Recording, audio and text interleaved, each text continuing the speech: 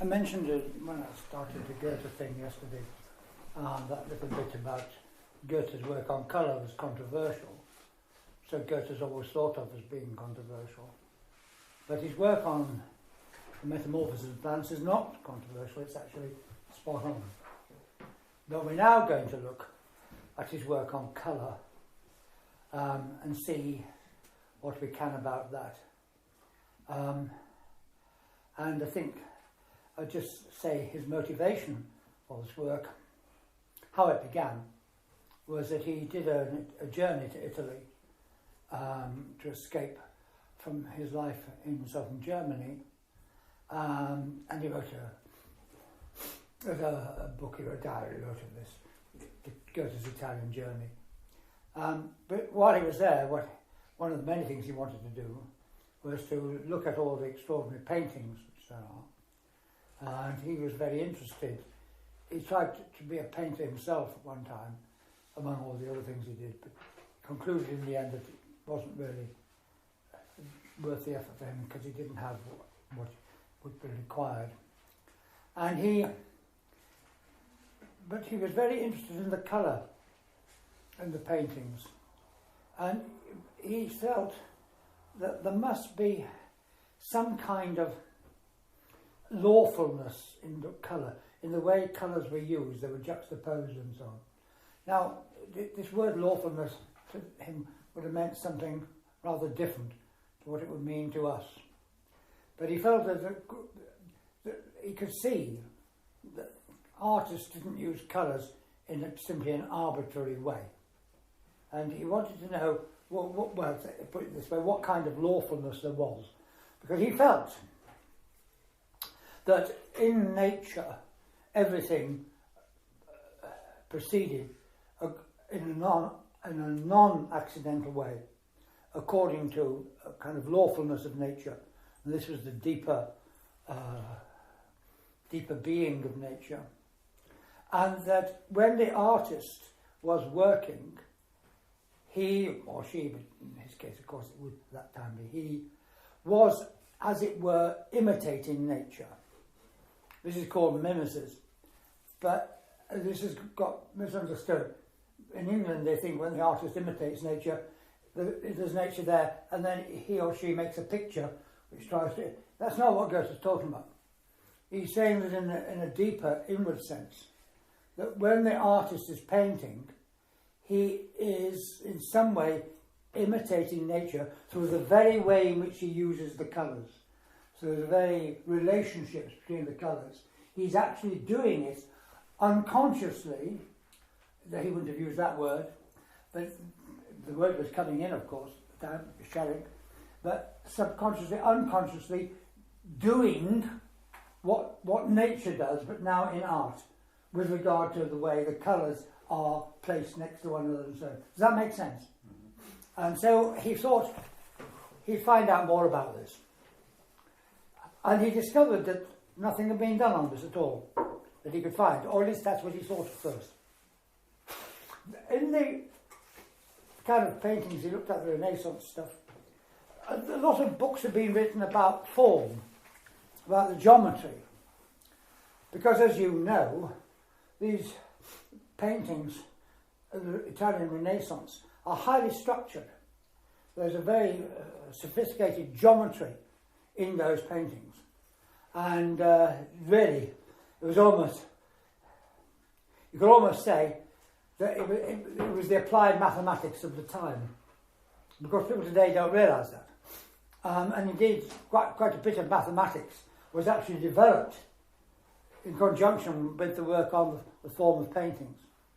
So he knew about that, but there was nothing about the colour he could find.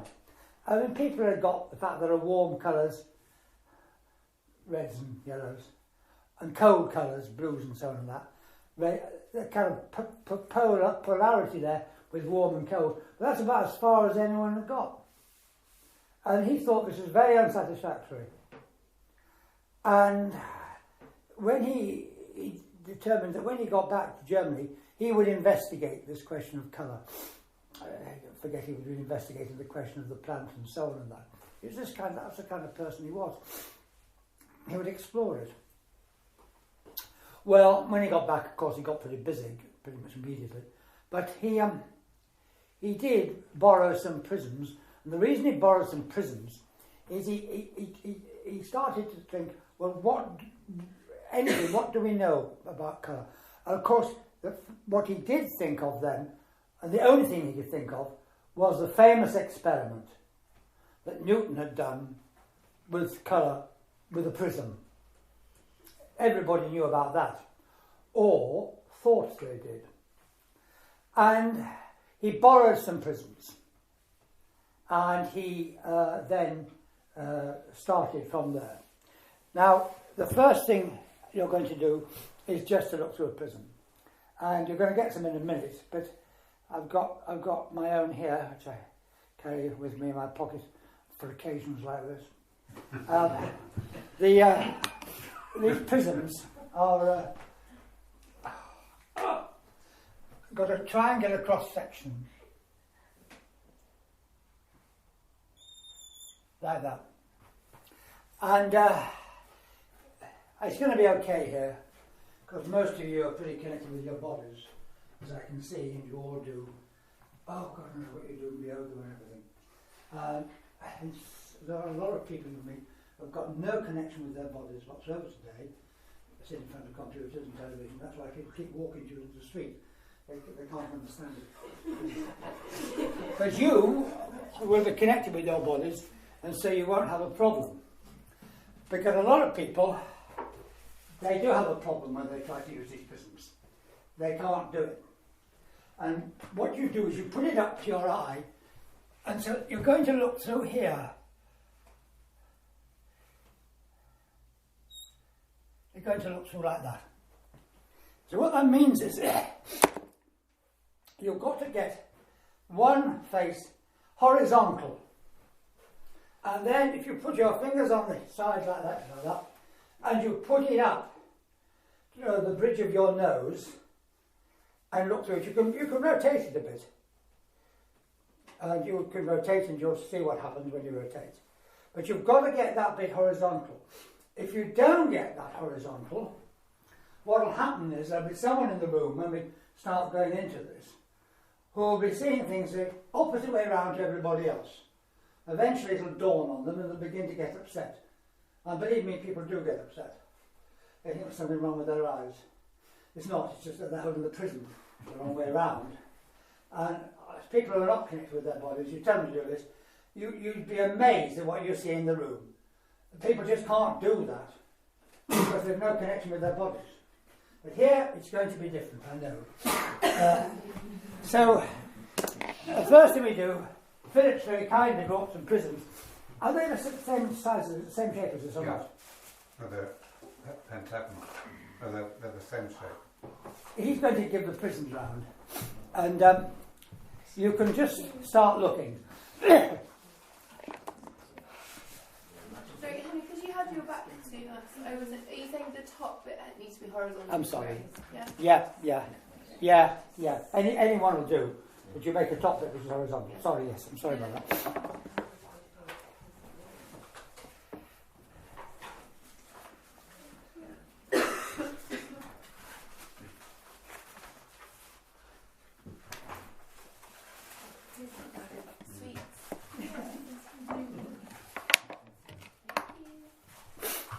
If you've got glasses on, to make it easier for yourself, I think you would take them off.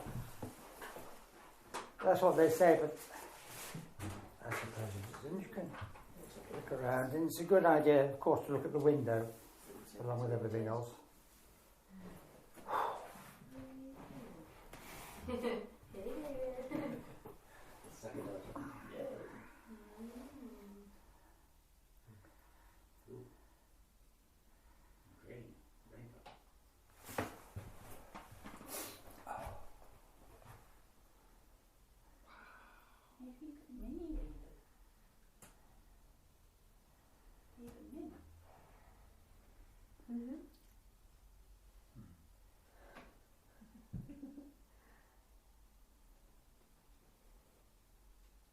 I think the first thing that strikes everyone who does this is the astonishing vibrancy of the colours.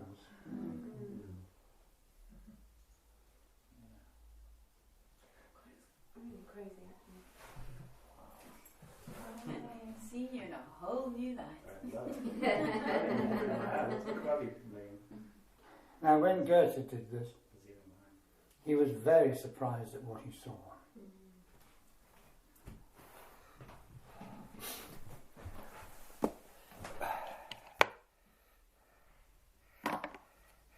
Apart from the vibrancy of the colours, what is it that strikes you?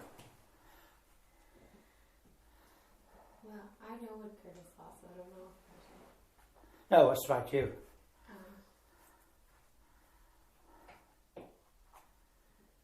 Well, just like the correlation of how the colours are always connected to each other. Just, Anything you like? But they need to be on objects. Because rainbows are attached to objects.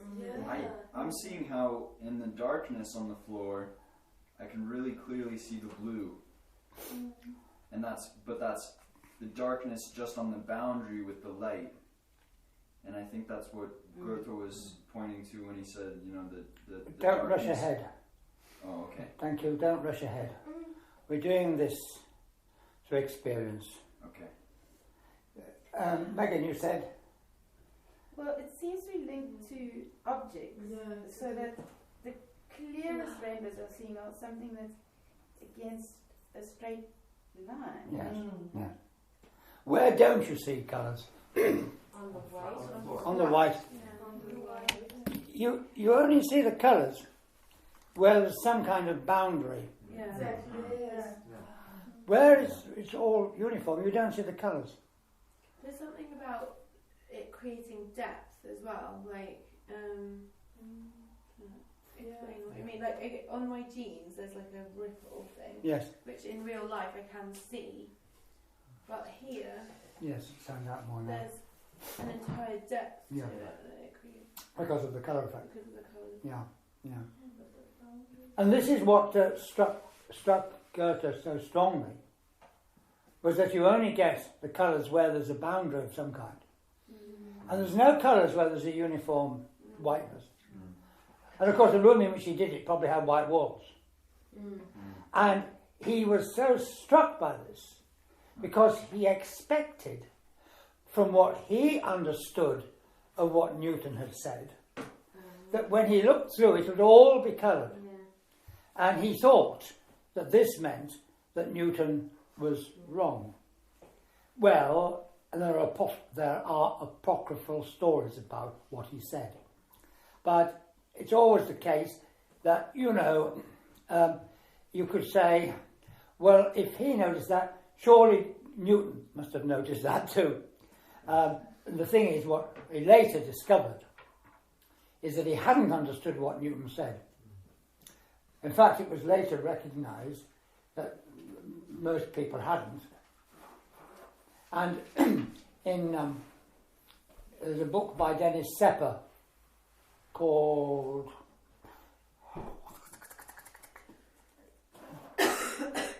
Goethe contra Newton. And Sepper was at the University of Austin, Texas. And in the 1970s, thereabouts, he actually went back and he went through all the textbooks on physics that were available in Goethe's day. And he found every one of them described what Newton did incorrectly. So it wasn't... and later, Goethe came to understand this, because he went in great depth into things for himself. So what he expected to see wasn't there. And that fact launched him into this investigation with considerable determination, because it was said he'd borrowed some prisms from a man called Blüthner, and he kept them for a long time and hadn't looked at them because he's busy.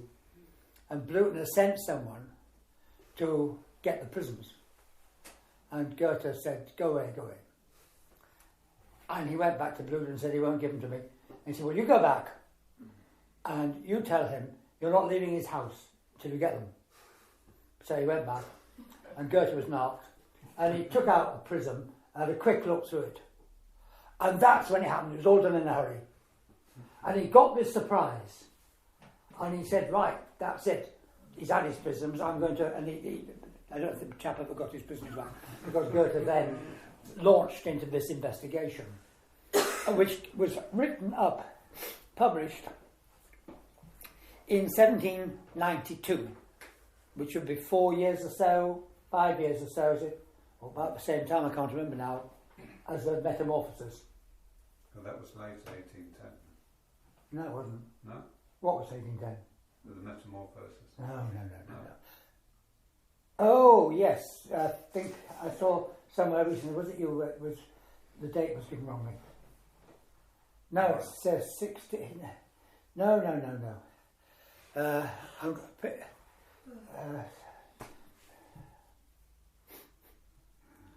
17, it could have been 1789, I think. Look, in that book, from Stefan, it's there, not there. The date is given in that in Goethe's Metamorphoses. If you haven't got the book, Oh, yeah. Stefan's got it. I've got the date next door. Right. I'm not going to get up and go and get it. But actually, isn't it on the sheet I gave you on Metamorphoses? It says 1790 on that. What? 1790. That's it then. It says 1790 on that sheet I gave Or you. is the theory of colours 1810? Yes, the theory of colours is 1810, but that's not what I'm talking about. Yeah. See, this is what happens with Goethe is there's various publications and people don't realise that the original work was done earlier. And Goethe first published work on this in 1792. And it's completely different in style to what he later published in 1810. And it's actually the work he did earlier in what is called Beiträge zur Optica, Contributions to Optics, in 1792, that is the real foundation of what he did. And that's what we're going to work with here. We're not going to go to the Farbenlehre of 1810. And that book I recommend to you today, Pascal, you see, he knows what he's doing. It's based almost entirely on the work of 1792, because that's where the foundation is. People don't know this, they go to the later thing. And so we're going to look at it very carefully in terms of what he originally did. In fact, what he did, well, he lays it out. They're very boring to read. You have to do it. This is how Goethe, people used to say to me, what of Goethe's could I read on science? And the answer is you better not read anything. Because people are looking for excitement. And it's so boring what he writes. Because they think, oh, Goethe, poet, romantic, wow. And it's so dull, so prosaic. And when he was asked about this, he said, well, of course it is. I'm doing science here. I'm not doing poetry. And there are a series of descriptions, which as Ron Brady always pointed out, are meant to be followed by someone who's actually doing it with him, and not meant to be read through in that way. So that's what we're going to do. Now, having recognised, I'm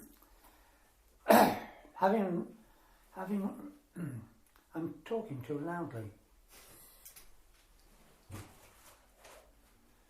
Having recognised that a boundary or edge of some kind is needed, then you can simplify.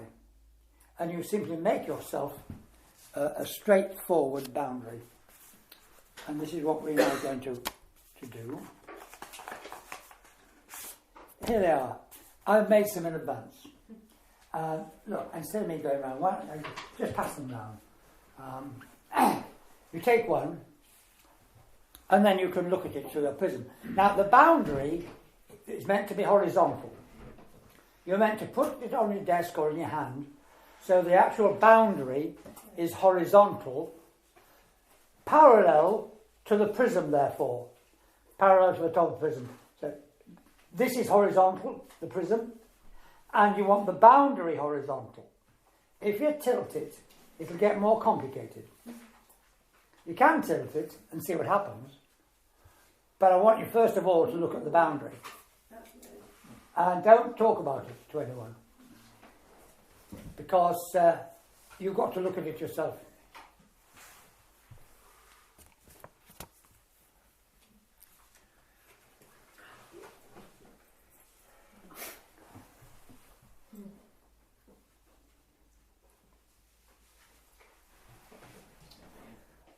Have they all gone round? Okay.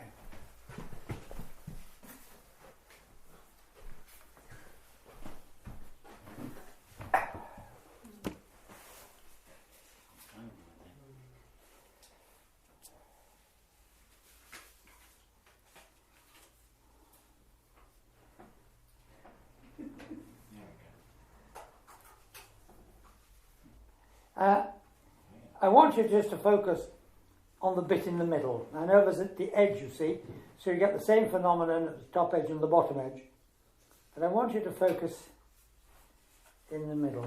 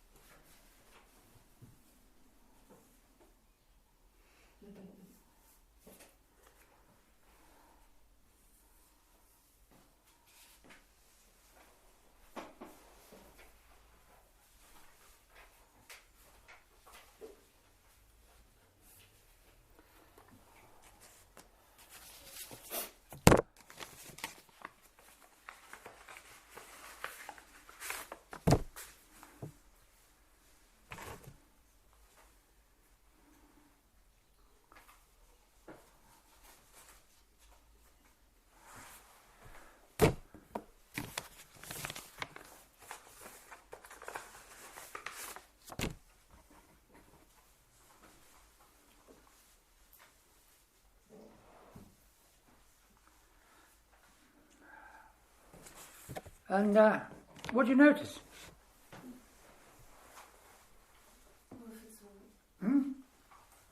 If you're holding the black side up,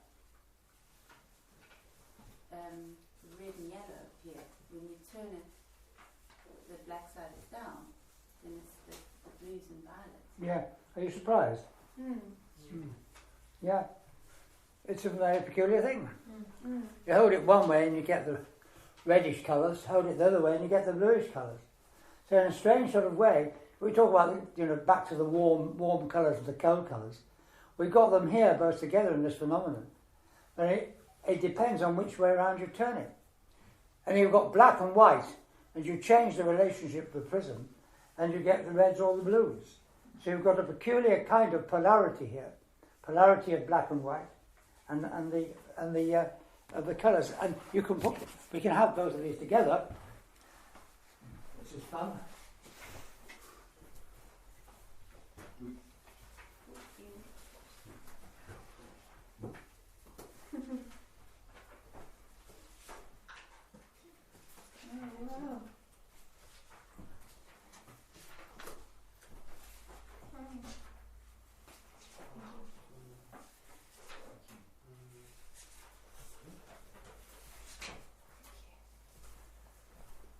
What's the curvature? Why does it curve? Which way is it curvature? Is that just the way I'm holding it? Could be, or it could come. There is a curvature actually, which comes from the geometry of the thing. We'll leave that. Okay. That's a whole Yeah. physics question. Yeah, that's right. Yeah. And it doesn't affect the colour. What we're looking at here is the colour only. Yeah, there is a lot of other effects. You're right. I think this is rather nice, this, because there you see these two sides together, and it's very surprising that it would be like this.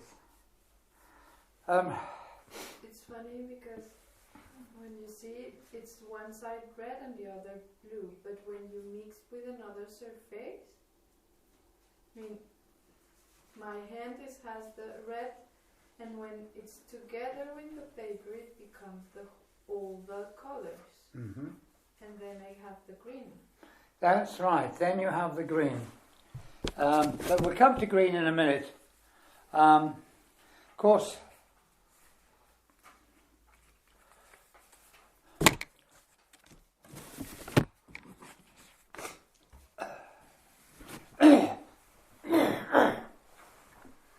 want to do first of all is to focus on these two different boundary phenomena. What I want you to do is what Goethe does, his method is, first of all, is he looks at this phenomenon very carefully. I sometimes put it that he plunges into seeing, so that he really goes into the sensuous experience of the phenomenon. And then after that, without using any of this apparatus at all, he will visualize it by this procedure which he calls exacta sinnliche fantasy, which I translate as exact sensorial imagination. Because I don't like the word fantasy. Some people say, because in English that has certain connotations, and that's not what we're after. The exact sensorial imagination is the bit. He tries to picture in his mind exactly what he's seen without doing it, to build it in his mind so that he can see the colours as they are in the order in which they are at that boundary. And then he would do the other one in his mind. And what one can do when doing this is to actually, when you do it, to then go through from one to the other, move in your mind's eye, move through the colours at the boundary, move yourself through the colours. You have to explore this. I don't want to say too much. So let's do that, shall we?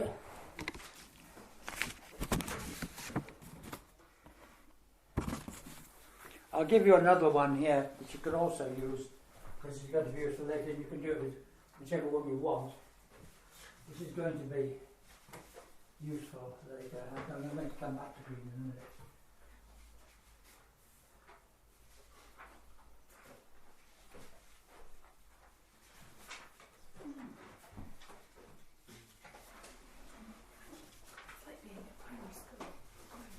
Like being at primary school. I keep rediscovering different things. Fun, isn't it? That's better than phenomenology, isn't it? You don't have to do any work, really.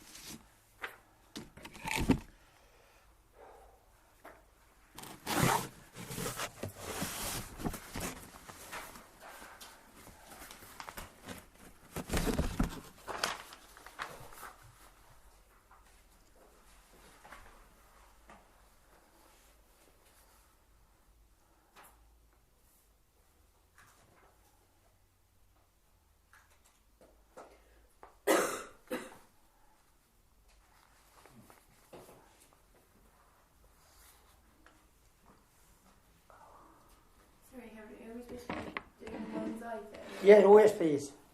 I'm going to do it too. You are supposed to be doing the mind's eye thing. But actually, the reason I've given this one out as well is because it's easier if you do, first of all, one orientation, say black on the top and then white on the top, before you... If you bring them both together, you can bring them both together like this too.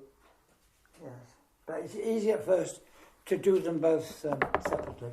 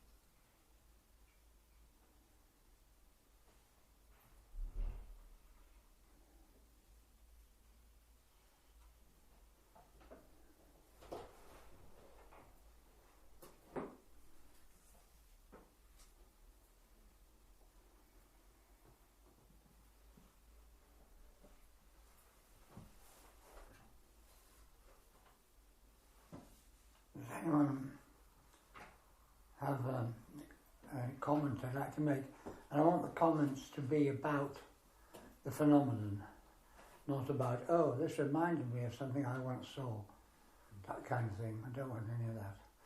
We're focusing on the phenomenon. So has anyone got anything they want to pick key? In both cases, it was going from red to yellow, from blue into the purple into the blue. The colors are getting kind of lighter, more towards white, in a sense, as you progress away from the boundary.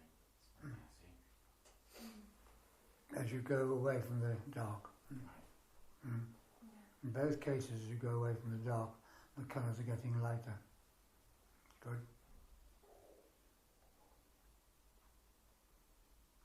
I'm finding it hard to tell, but I think darker colours seem to be within the black, and the lighter colours within the white. But it is hard to be sure, isn't it? Yeah. It's easier on this one though, because like it appears as a solid line going from the yellow to the blue. With the yellow and the white. It is easier with that, isn't it? That's the advantage of that one. And you find it is the case that there seems to be, that with the black on top, the colour seems to be more in the white, and then with the black on the bottom, more in the dark. Is that what you do? That's what you said, wasn't it? I think it's hard to decipher where one starts and when it's like. Would you mean one colour or where the boundary is? Both. Both, yes. Like they start melting a little bit for one another. Yes, that's it. Yes. I placed an object just to see what was happening, and it does seem to have a clear, with the going from black to dark blue, and then to light blue. It all seems to happen before the object. Yes. And the object's placed on the white. Yes. I placed it. It's not easy to place it exactly. Right. That's what I found when I was first doing this, and I made marks and so on. It seems as if the colours sort of hover over the boundary. And it is because the object might be affecting the colour itself. Yes. But to go to the... I puzzled about this a lot. I wanted it to become clear-cut, but I didn't think it ever did. But the melting I like because... I like that too. I mean, the melting thing, because they seem to... You said they seem to melt into one another. Is that what you said? Yes, like the line, when I look at it like this, is obviously very clear. But at the same time, when you look through the prism, or even in the mind's eye, the boundary is clearer because it's brighter, and yet it also melts in one into another. Yes. It is very interesting. Did other people find that? The colours melting into one another. Sorry, the colours within the... Well, with each boundary, just to take the colours at any one boundary, it's as if they sort of melt into one another. There's a kind of movement you can feel. And it is very interesting, is this, because this. I mean, I haven't done this with people for 10 years. I can't remember. I used to do this here regularly, but I do remember that this happens when you do the visualization. It begins to come alive in a different way, and people find this sense of movement in the boundary. That they're not. When we describe it, we say, "What are the colours at the boundary?" We say, "Oh, look, there's red, orange, yellow." Now, when we do that, we actually make a separation. And then when you do the visualization, there isn't that separation. It's as if you move through the colours and one melts into another. I remember one person some years ago, because I looked this up in my notes, and said, this was in 1997, God, that the boundaries dissolved and she was swimming from one colour into another. She felt herself swimming through the colours. And that is very interesting because this always happens when you do the visualization. But if you don't do the visualization, you just look at the colours, you don't get this at all. So now when you've got that, if you go back and look at the colours again, sometimes people say, well, they now actually, it affects their sensory experience of the colours. That they see them differently because now they've seen them in this more flowing kind of way. Well, I think I'm having a fairly different experience then because for 47 years I've been, well, not quite that long, I've been told that I'm colourblind. And the world is full of colour to my visual experience. And I've just realised that I'm using the prism and I can see what I call the blues and the yellows. Yes. Right. The gradation of colours is not clear to me, and when I'm trying to imagine them, there's no colour whatsoever. There just isn't any colour. I can't imagine colour. Okay. So this is very interesting. I have no idea what it's about or why. But I've been sitting here, my eyes closed, trying to imagine colour, and so I thought I'll try another way of imagining colour. And so I think of an object, a tree, the ocean, and I can build an image where colour is present, but then when I try and grasp that colour within that image, it's not there. So, yes, I just wondered.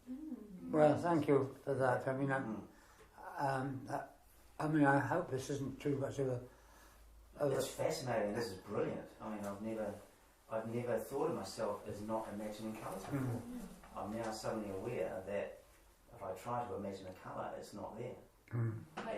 But I see it. I mean, I'm seeing all of these colours. I think I'm not seeing the gradation of colours that you're all seeing from your descriptions when you're looking through the prism. It's very possible, yes. But, does anyone find it especially easy to visualize colours? I find I can hold it, this replica, the sort of replica, I can hold it for a short while and then it disappears, and it disappears into a feeling, like a bodily sensation as opposed to a colour. I can't actually see yellow, but possibly because of our associations to yellow, there's sort of a light feeling. And that's all that's left. Well, I'm holding all the, I mean, things do change.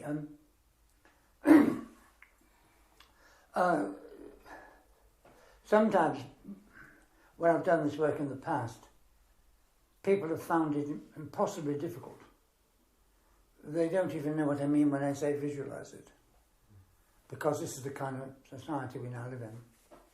At an earlier period of time, visualization was practiced a lot. For example, the man I worked for years, J.G. Bennett, and set up that academy that I mentioned and so on, that he worked a great deal with visualization because he came from a time when that was done. Einstein visualized a lot. Roger Penrose has a visualizing ability beyond imagination. He can actually get complex, multi-dimensional geometrical objects changing form in his visualization. But then he's naturally that way. Most people aren't. Most people are in between. Some people can't visualize at all. Now, the man I learnt about all this from and doing this and practiced with for many years always used to say, and now you form a mental image of this. And we would form mental images. We could think of all sorts of things. We should form mental images. There's a great deal of work of forming mental images, perhaps of ourselves in a situation, and then doing something in that situation.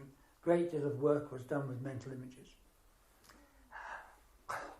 And then years later, he said one day he had never had any idea what anybody meant by a mental image. And for years he'd been talking about this and directing us to do this. And we said, well, how can this possibly be? And he said, well, it's quite simple. I can't form images, but I can think this directly, and it's real and I'm there, but there's no image. And for other people, there's an image. Now, was then, not so much now, strongly visual. I could get images. But I mention this because it means there are differences between people. And in this case, it also means that if you don't get images, it doesn't mean there's anything wrong with you. It means that that's not your way of doing it. You can find another way. And he did, and he taught us visualization, and always used the word mental image because he knew that people had mental images, but he didn't. It's extraordinary. And it worked. Yes? So I was... Sorry. Well, I was going to say, I'm quite happy with forming the images, but there's this, when it comes to using the verbal intellect, whilst those images are formed, that's when this odd disruption happens. When I say, oh, there's the dark blue, then the dark blue sort of loses its integrity. Yes. But as soon as I start thinking the word, yes, the image is... Did other people find that? I find when there's two sort of states of visualization I can do. I can do the everyday sort where I'm more or less thinking the object. When I stop and I try quite hard, I can start to get pictures in front of me where I get colours.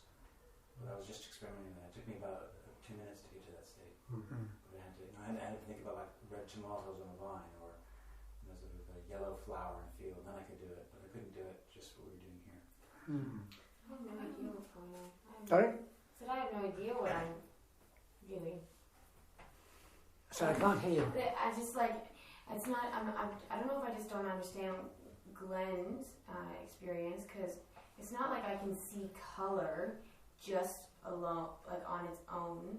I always have to see it in context of something, but like it's still just black. It's still just dark whenever I have my eyes closed if I'm actually trying to see.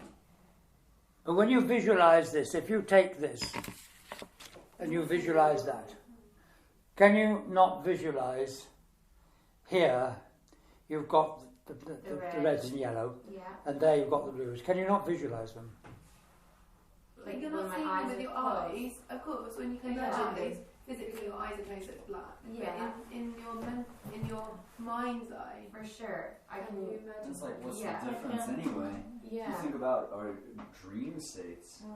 Do we dream in black and white? Or is it vividly rich with color? Yeah, I have no problem visualizing the colors when I'm putting them in context or something, but if I'm trying to just picture yellow... Well, what I was actually asking you to do was to visualize it in this situation. I didn't say just picture... Yeah. I was trying to like... Yeah, okay, no. Well, I've got to pull attention back to the phenomenon, because that's what we're doing, otherwise we're going to get lost. And this is all very interesting indeed and relevant, but we mustn't go too far away from the phenomenon. Because if you can focus on, in your visualization, the colours at the boundary, then people do get this sense of a movement there, as if you're moving from one to the other. And I think in that article that I noticed this last night, I'd written an article in this journal, and I'd written there what we experience. We find there is a dynamic quality in the colours of each boundary. As we move through the colours of the boundary in imagination, we begin to experience their sensuous quality, as if we were within the colours. Did anyone feel that they were within the colours? Good. One student described this as feeling like she was swimming through the colours. We've had that. We find there is a dynamic quality in the colours of each boundary. what we experience is not separate colours, red, orange, yellow, or pale blue, deeper blue, violet, but something more like, all hyphenated, red lightning to orange, red lightning to orange, lightning to yellow as a dynamic whole. All hyphenated. But that's, I mean, for me, I kind of have a lot of sympathy with Glenn here, as I'm also colourblind, and that's what I see anyway. Like, even not through prisms, like colours, they merge into one another anyway. Right, okay. So it's actually giving me quite a bad headache trying to understand what I'm hearing everybody saying about this clear distinction between the colours, because I don't see that anyway. It's a really bad headache. Well, I don't want to give you a bad headache, but I do have some Nurofen with codeine. But I'm reluctant to use them because they've been withdrawn from the market because animal rights people interfered with them. Did you know about that? Yeah. And I can't get any more at the moment. And I never travel anywhere without Nurofen and codeine. So if you have a real problem... It's alright, as soon as I stop making the effort to try and understand what everyone's seeing, it gets better. Then just stop trying to understand what everyone's saying. Just don't worry. Don't worry at all. No. This has to be done in a very light way. This is not to be heavy. And what you don't want, don't like, forget it. I just want to get this sense, because this dynamic sense, and if you're swimming through all the colours and melting, it's as if the colours at the boundary are becoming like one whole, but it's one whole with movement. And therefore, get the sense of the colours belonging together. I was about to say that what I found particularly interesting is when you do this, and then you turn it upside down, and it has the opposite, the blue and the whatever, versus the red and the yellow. And when I was doing it visually, and I was imagining this, so with the red and yellow and the blue and whatever at the bottom, in my mind they weren't separate, even though there was an expanse between them. Yeah. They wanted to be. They want to come together. Yeah. They wanted to come together, and that also comes with the visualization, which you may not notice ordinarily if you just look at it. You see them as separate, but these two boundary edge phenomena, the reddish ones and the bluish ones, it's as if you get the sense that they belong together, and they want to come together. Yeah. I did this thing where I slowly turned this one round. Yes. So at one point I had points with the different colours facing each other, and then as it turned, they kind of slipped. And visualising that gave me a real sense of just going, being kind of sucked with that movement. Excellent. So if we, and so then if we think about just getting rid of that void, because it was like, it's going red, yellow, we want to do it, blue, blues, but then here, if we had another way to go red, yellow, blue, red, so it's like it's all folding in each other. So if we got rid of that expanse in where we don't see color, is that just because they're... Well, you can do that. You can do it. Unfortunately, these are curling. So you can do that with the curling one, muck it up, but I can sort that out for you. Because you can do that. What I would imagine normally, and I'm sorry these are curled, paper, I just did these recently, the paper's not very good. If you've got two together like that and gradually move the two darker ones together, but if you do that, you'll get extra colours because of the curling. Therefore, let me give you what I prepared earlier. I prefer it actually if it could be done where people did it themselves, but it's not going to work with the curling. So you've got to imagine this is what's happened here. Wow.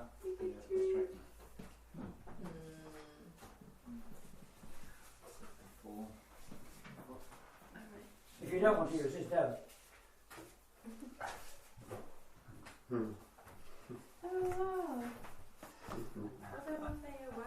Oh wow. Like the Pink Floyd. Will they merge? There's no white. colours merge. It's a rainbow, it's a full. You can even see the green. Yes. Yeah. Green has appeared. Interestingly, green isn't appearing on mine, but I've seen the green. Well, you could get this by rotating the prism. You need to, if you get the prism up, they separate, and then if you rotate the prism till it's quite narrow, you can actually see the green happening. Ooh, the coming into being of green. Take your word for it. Yeah, sorry about that. Sorry about that. Glenn, out of interest, if you put it close up and look at it, and then further away, does anything change for you? Yeah, there's just a bigger gap in the middle, closer up. Of what though? Like, what is when there isn't a gap? What is there? Sorry. When there What's in isn't the a gap, what is there? Then I think Charles just put it beautifully. You know, I mean, there's just this gradation of colours, but to give a name to them is beyond me. Yeah, interesting. There's kind of yellowy colours and bluey colours, and But I suddenly managed to get red, which is quite an achievement. oh wow. Yeah. Well, I don't see red very Shut well. up, everybody! I'm concentrating. I find this about the kind of optimum position to see it easily, where the green is clearly there. And as you say, people have talked the rainbow, you now have the rainbow. And actually, sometimes people comment on this earlier. And someone will say, hey, hang on a minute, where's green? We haven't seen green. Green's missing. And now you've got the colours. And also, this is usually spoken of as the spectrum. And now for the first time we have the spectrum. And what we can begin to see here is that it's a little bit more complex than we usually think of it as, but don't think how we usually think of it as now. And of course, you can turn it all round the other way. You could arrange it. You could arrange it so that you had a dark space there, and you'll get the colours now, and I'd like you to look at that and see what colours you get here and how they relate to the colours you had when that was a white space. Those Rainbow warriors. in the black. Yeah. I don't know whether that's because as a child, The whole I big know wall. like Yes, a thing that I because- had with my mum. because was made of it. It's because of the way The whole back wall has got green tinge. Phillips tinge green. That means I have an attachment. Just representing something of you. When with this in front of me, There's a looking at memory the that's internally, internally to have and then when I look further beyond there's that, something just in Yeah, I can see what you're saying. there's green. Colour. colour that is And then the back wall, the arch, the dark arch interesting. underneath that is then Which green. is that? Yours? It's expressing some emotional Can you see red on that movement. at all? Because I can't see it on that one. It's I get a almost little Yes, bit but of a little bit of red on this one. When you look at that, Yeah. it's almost Can't like know. a secret. You see green on Yeah. Now, I want you to... can we look at this, please? Too interesting. Now, what you see is, of course, that the colours are reversed compared to what they were before. Now you've got the blues at the top and the reds at the bottom. And if you were to bring those together, and we won't do it because it will the curl, but I've prepared one for you already. You would have a black slit, a black space instead of a white one. Then you can see what happens there when you get the colours merging from opposite directions. So you get red on the top? No, the black's gone. The black's gone. And I get a Slightly Peter. green When I go bed earlier. I don't know. Oh, yes. That's a yellow on the bottom. there you see the colours come together, but from the opposite side, as it were. And where before you had green, you now have this magenta colour. Which is, what's it's kind of a reddish purple. Reddish purple, pinkish. So People can never agree about the name of it, Yeah. and people argue about it, and real Goethenists get very hot under the collar if you don't call it by the name they think it should be called by. In answer, Glenn just said, is it a bluey colour? But is it the primary colours? Like I went through a while. yellow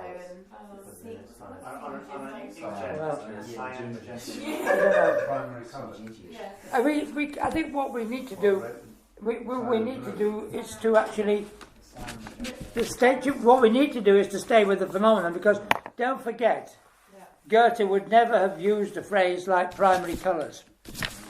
That would not have been there for him, and therefore he would actually have not used such a phrase.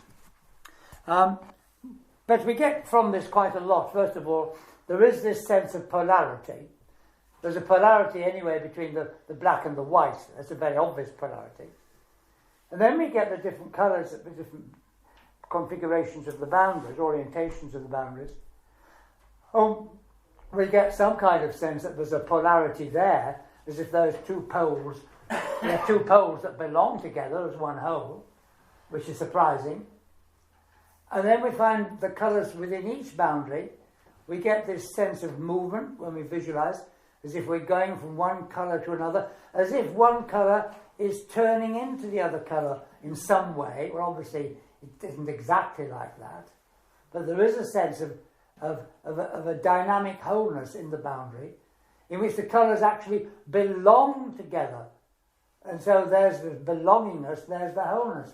So actually all this time, in this phenomenon, which we might start out, many people do, not everyone, but we might start out by describing them and saying, oh look, there's red, orange, yellow. Oh look, there's, and I'm going to call it, well, how am I going to call it? Deep blue, light, no, I'm not going to call it that way. There's deep blue and lighter blue. There's a problem at that boundary. People see different things, but you know what I mean anyway. And then when you start out, particularly when you just look for most people, you don't actually have a sense of this being a dynamic whole. And now if you were to combine the whole lot, you could see you could go, and some people describe the thing as a circle, because you could go round and you could bring the two boundaries together that way, and also the other way. And in one way you get the green, and the other way you get this magenta, and so you have a whole, almost a circle of colour, in which it's almost as if there is a dynamical condition of one colour changing into different modes of itself when there are some kind of different circumstances, and we don't know what those different circumstances are yet, because we haven't gone that far yet. I'm rushing ahead a bit there. I say in the sense that there's one colour changing into different modes of itself according to some kind of change in circumstances, whatever they might be. Is that going too far for you? No. And I'm going to go into that now because it's the next step. We must now take the next step. Now, the thing is, what we've done so far, really, is as far as Goethe went in the 1792 contributions to optics. Though he doesn't describe it in this kind of way with the wholeness. He just puts out lots of observations. And he expected people to do them. And then he expected when they did, they would simply see the truth of what he was saying. But in fact, that didn't happen. First of all, people didn't do them. Or if they did, they thought there was something wrong. Because they said, look, Newton, why are you wasting your time on this? Because don't you know that Newton sorted all this out? And you're supposed to go and write some more plays or poems or something like that. And so, and he got very, very annoyed about this. And he set off and he launched into a very detailed study of colour and the whole history of colour. And he went right back to the Renaissance painters and read everything he could about it, right back to Aristotle and so on. And he got to know a very great deal. And in fact, there are people who say, because of the work on the history of colour, he was the first person to actually do the history of science. And some people have said he also, among all his other things, founded the discipline of the history of science. Well, the people who say that are actually Germans, who want, because everything has to go back to Goethe. But I think one can be sympathetic that no one before had actually done a history of science, any science in that way. And he did the history of the science of colour. Now, later on, when we come to this big book in the 1810, he does go further than this. And he tries to understand the phenomenon more deeply. See, he said at the moment,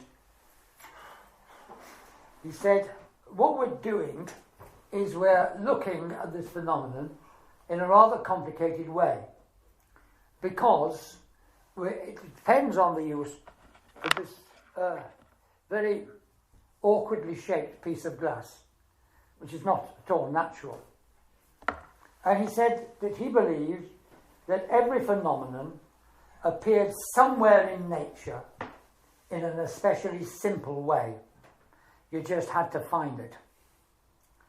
And there would be no secondary complicated factors like a prism or anything like that. Now, he called such an appearance of the phenomenon an instance worth 1,000, bearing all within itself. So you get the picture. This one instance is worth 1,000 others, because it's actually got everything within it.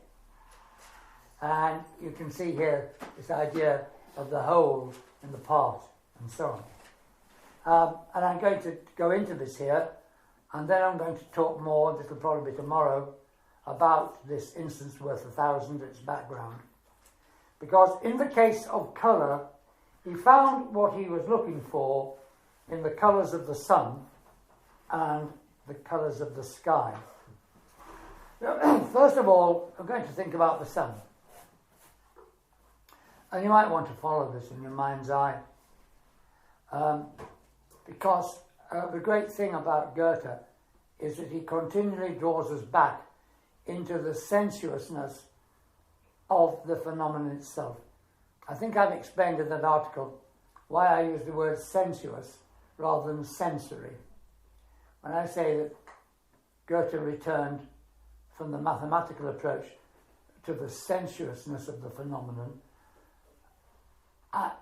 most people say that Goethe emphasized the sensory experience. But the word sensory experience doesn't really convey it, because all science depends on sense experience. If you read a thermometer, it depends on sense experience. And it really is, he's going into the feeling, the quality of the phenomenon. And that, I say, is a sensuous experience. And I know in English, sensuous has another connotation, which I'm clearly not including. And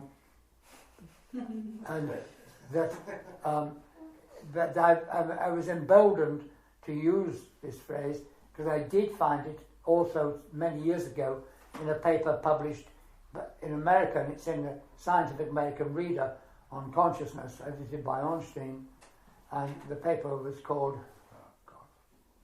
The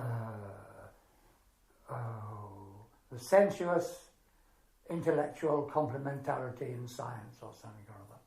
And he used the word sensuous, so I thought, well, that's okay, I can refer to this, and then that's a precedent, like in law, and I'll get away with it, hopefully. So it's the sensuousness of the experience we're after, of the colour. So we think about the colour of the sun, and we have to pretend in England that we have a clear sky. Okay, we get the odd day. But if you looked at the sun in the mid-heavens, in England, it will look yellow. If you go to other parts of the world in the desert, it won't. it'll be, you won't be able to look at it anyway, and it'll be very whitish. But if you're in here, it will look yellow. And if you were, in fact, to go higher up in the Earth's atmosphere, it would gradually become whiter and whiter and whiter. Now, if the sun, over the day, the sun appears to move, as far as we're concerned, it does, and it moves across, and as it gets down towards the horizon, the colour changes. It deepens from yellow into a more orangey colour. And eventually, if the conditions are right, when it gets to horizon, you get your red sunset.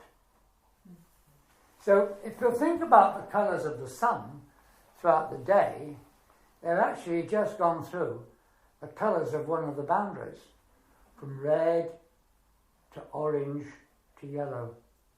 So those colours there are actually also seen in the colours of the sun, which is very interesting. Now, if we consider the other aspect of things, what are we doing here? We're looking at the sun, and we're looking at it through the Earth's atmosphere. And what Goethe says is that the Earth's atmosphere is an opaque medium. We're not aware of it, but it's opaque, so far as the light is concerned. And therefore, it has a darkening effect on the light. So we have the light of the sun, but we're seeing it through a medium which has a darkening effect on it. The less the medium, the less the darkening effect. So if you go up into the upper atmosphere, where it's much thinner, then the darkening effect is almost unnoticeable. The sun appears white. But when we look at the sun, there's quite a thickness of atmosphere we're seeing it through, and so it's darkened and becomes yellowish. The first darkening of light, the colour, the darkening of the light, the colour becomes yellowish. And as the sun goes down over the heavens and down, we're actually, because of the geometry, looking at the sun through a greater and greater thickness of atmosphere. And therefore the darkening effect increases. And the yellow darkens into orange and darkens into red. So what we're seeing, what we're doing, is the phenomenon is of light seen through dark. And we're experiencing the darkening of light. And where we have the darkening of light, then we get these warm colours, these reddish colours. Don't get it lost now. The red, the orange and the yellow and so on. I want to look now at the other side of the story, the same phenomenon. Because if you look at the sky at the same time, excuse me, when the sun is yellow, then you find the sky is blue. So if you look at the mid-heavens, I'm talking about in England, in Northern Europe, if you look, the sky in the mid-heavens may well be, if we had a nice summer day, quite a deep blue, a lovely azure colour. I do remember it from childhood occasionally.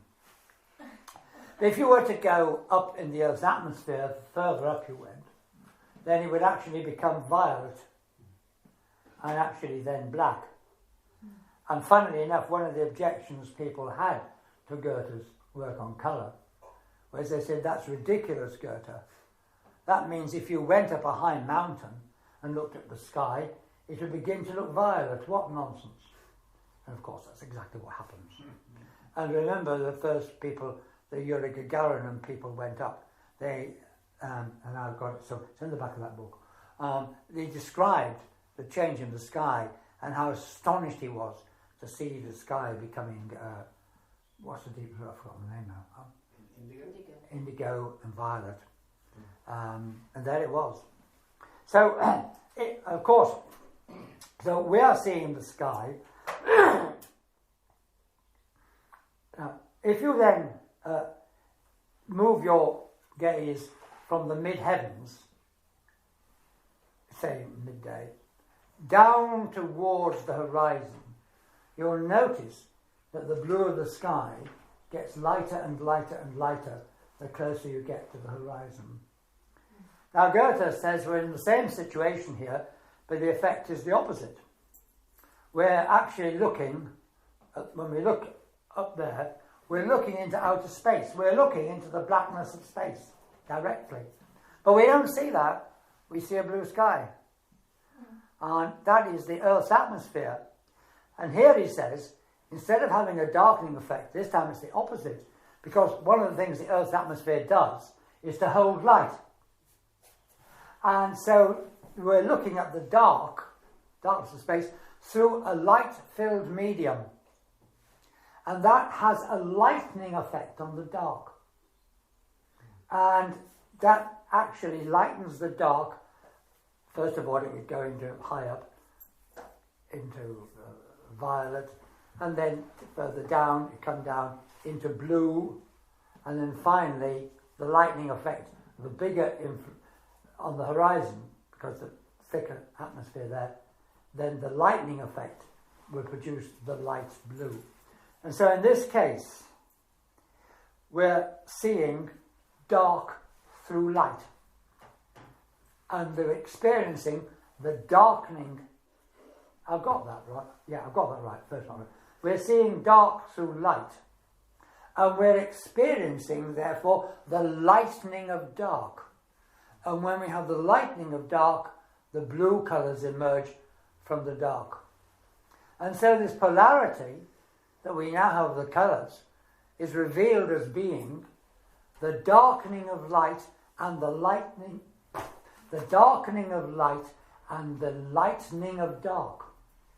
And there is the polarity. And when you bring them together, you have the lightening of dark in the darkening of light, and that is where the green appears. Or you can bring them together the other way around, and that's where the other one appears. And this is how, and in this case, the role of the medium is relational. It's not a fixed thing, it depends on the context. It depends whether you're looking at something dark through the medium or something light through the medium. You have to look upon it in a contextual way. And Goethe calls this darkening of light and the lightening of dark, which is because we see the light through a darkening medium, or we see the dark through the same medium now lightening. He calls that the primal phenomenon. In German, Urphänomen. There's a great deal of trouble about all this kind of thing. The prefix "ur" is a grammatical feature of German, but people just talk about all sorts of things. Sometimes they call this the archetypal phenomenon, then they imagine all sorts of other things. But this is a very basic thing. He calls this the primal phenomenon, and he virtually, in effect, says that's what you can't go beyond. Into phenomenologically, this is the primal phenomenon, and he calls it the deeds and the sufferings of light. The deeds of light are the lightening of dark, the sufferings of light are the darkening of light. And this is his instance worth 1,000, bearing all within itself. And so what he's doing here is he's learning to see the coming into being of the colours. That's what he's doing. He's not starting with finished colours, he's seeing dynamically the colours coming into being. So we're back to that again. This is the dynamic approach. And he learns to see this in the phenomenon itself, not by introducing an explanation, not by introducing a theory, but from the phenomenon itself. So it's as if, as someone put it, he tries to make the phenomenon visible. Well, you'd say, hey, hang on a minute. That's what it means, the phenomenon's visible. Yeah, but it's only partly visible to begin with. In this way, he's making it more visible until he can see what the phenomenon is. It's the lightening of dark and the darkening of light. And that's the primal phenomenon. And from that, you can see the coming into being of the colours. And the colours are there, the colours are excited in the light when the conditions are right. And the colour you get depends on the conditions.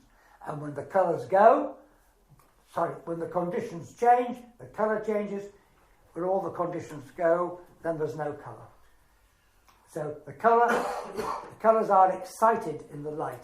They're emergent, therefore. So that's as far as I'm going to go today, thank goodness, because it's lunchtime. And actually, that is the perfect place to stop.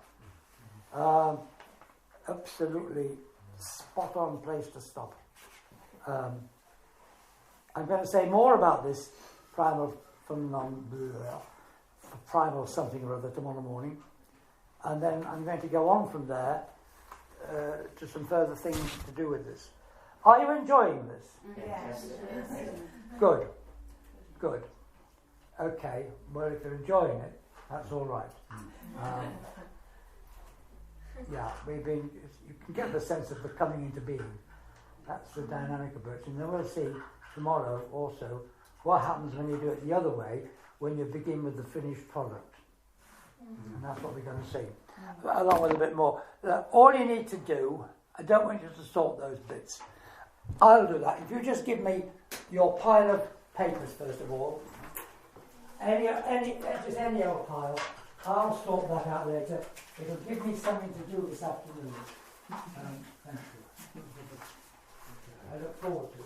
Has anybody heard of or experienced the green flash? I was just going to say something about that. Does it happen on land, or does it only happen when you're looking over the ocean? You get in an aeroplane, high altitude, indoors. On a very flat horizon. Indoors. Yeah, because my wife exclaims excitedly every time we see it when we're out sailing. Because I never see it. But now I at least understand why it happens. Yes, that's really very interesting. In fact, it's like the little white bar in a way. That's the white bar, and as it gets closer and closer, You look it up on YouTube. Just type in the green flash. And it literally travels. Well, maybe no, What is it? I did see it from a plane once. I've witnessed it many times. It's just I can't see the green bit. Green flash. Glenn, did that make sense to you? Because Henry's view of light makes sense to you. Yeah. This only makes sense in a theoretical way. It's sitting there for a while. Did what make sense? If the very last second, the different way they see the world, you could still.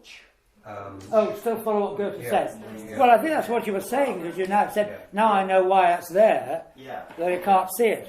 Well, and the other thing is that I'm rather liberated, actually. I've become even more of a fan of Goethe because he wasn't worried about, this, what I've always considered to be rather troublesome idea of separating the colours out.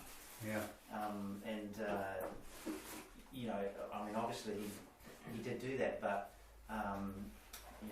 it's always been a hassle for me that all of these different shades of the same colour is the way that I've always seen it, and now the way I think of colour has always been that way. They're just different shades of the same colour to me, and everybody else is hung up on no, that's not that colour. That's actually something else. Well, fine, but. In this way, you see that there are actually different manifestations of what amounts to one. For me, that works really well. Good. That's excellent. Then we have a very good result. Well, I think I'm going for lunch.